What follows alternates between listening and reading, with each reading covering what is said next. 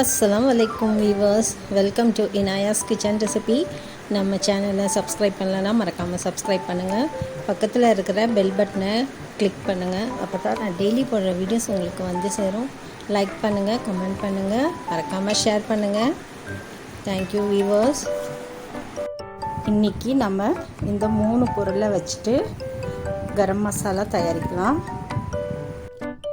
லவங்கம் வந்து ஒரு 25 கிராம் எடுத்திருக்கேன். அதை நம்ம ஒரு பிளேட்டில் ஒரு பக்கமாக போட்டுக்கலாம்.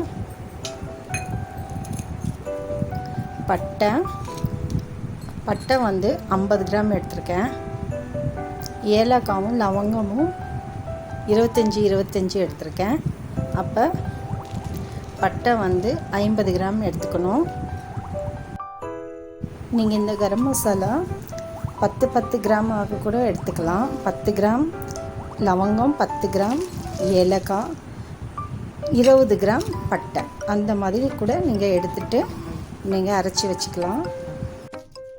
எங்கள் வீட்டில் நாங்கள் அதிகமாக இந்த கரம் மசாலா தான் நாங்கள் யூஸ் பண்ணுறது.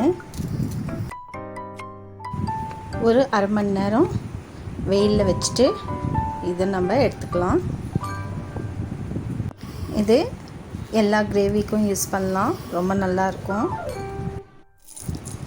இப்போ நம்ம இதை மிக்ஸி ஜாரில் சேர்த்துட்டு நல்லா நைஸாக பவுடர் ஆட்டம் அரைச்சி எடுத்துக்கலாம்.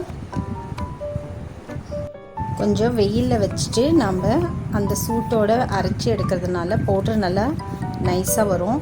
இல்லைன்னா திப்பியாக இருக்கும். அதுக்காக தான் வெயிலில் ஒரு அரை மணி நேரம் வைக்கிறது. நம்ம பாருங்கள், கரம் மசாலா பவுடர் ரெடி ஆயிடுச்சு. இதை நம்ம பிரியாணி, சிக்கன், மட்டன் கிரேவிக்கெல்லாம் நம்ம இது யூஸ் பண்ணலாம்.